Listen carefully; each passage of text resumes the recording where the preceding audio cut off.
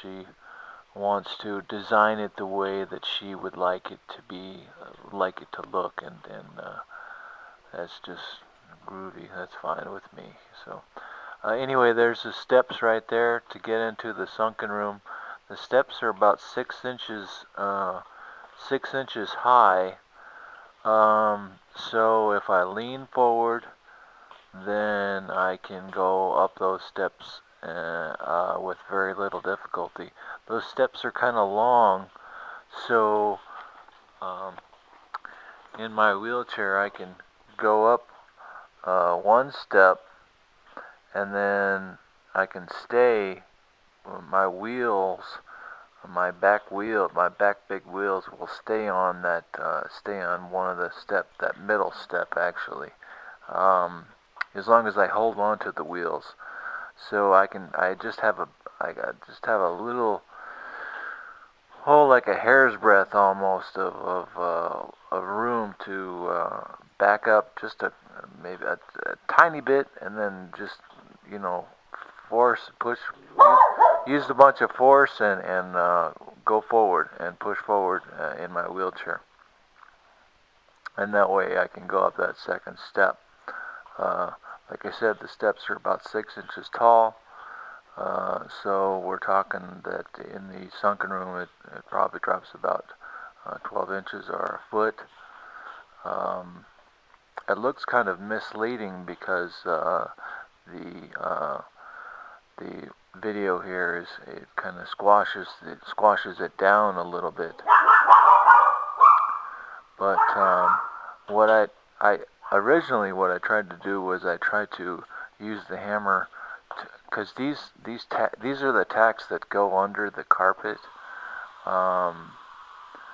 So if you got carpet in your room, then if you look underneath the carpet, there would be foam there, to make the carpet so that it was nice and comfy for your feet, and comfortable. But then underneath that yellow foam, or I don't know, it might be gray foam, or it might be red foam, whatever the carpet people put in there for you. Then there is tacks. There is a strip that has tacks that point up into the carpet, and so and these tacks are kind of off in different directions, pointing upwards, and so they will kind of grab into the carpet whenever the pointing up part will. But the down part, there is some nails. The tacks are held down to the concrete slab using nails, and those nails are probably, I don't know, they're probably about 4 inches apart.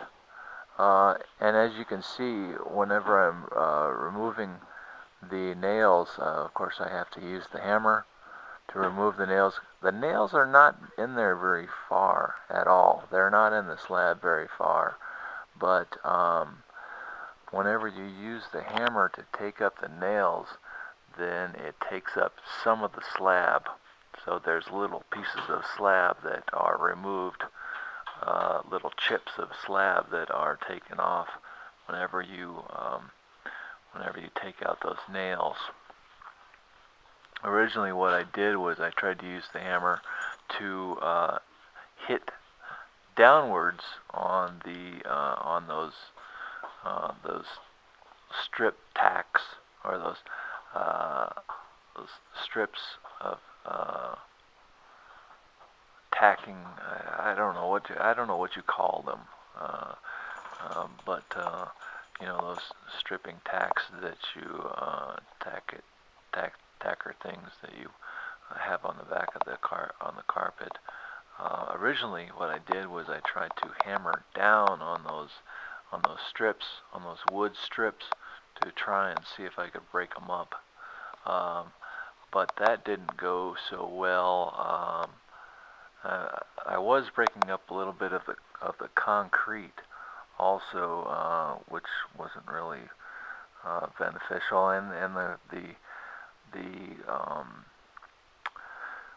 The hammering is really close to of course, the strip tacks are next very close to the wall. So whenever you hammer, then you're probably going to be hammering the wall a little bit too, or hammering the slab, or just my guidance is not very good at all. So, but the best thing that you can do with those tacks is hit with those strip tacks, those tack strips. Yeah, that's right. I think tack strips is hit the tack strips on the side, and that way it'll push the tack strips further against the wall.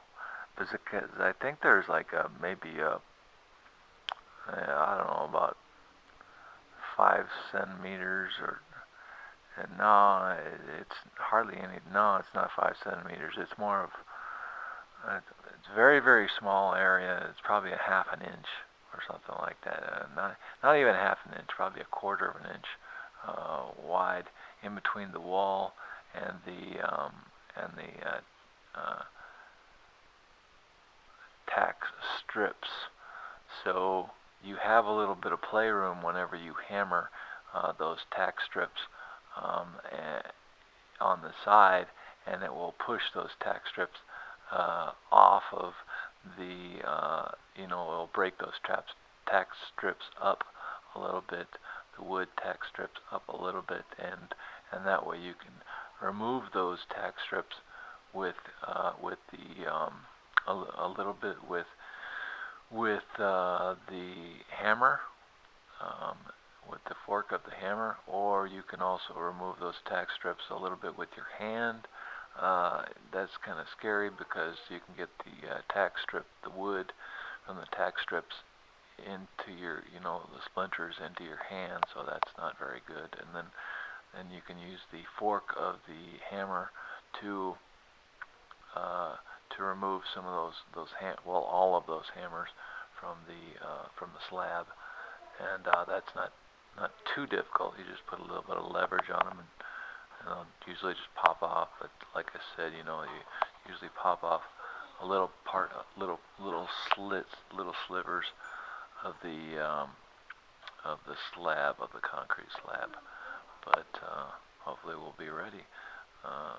So whenever whenever we want to put down tile and fill in that entertainment room, then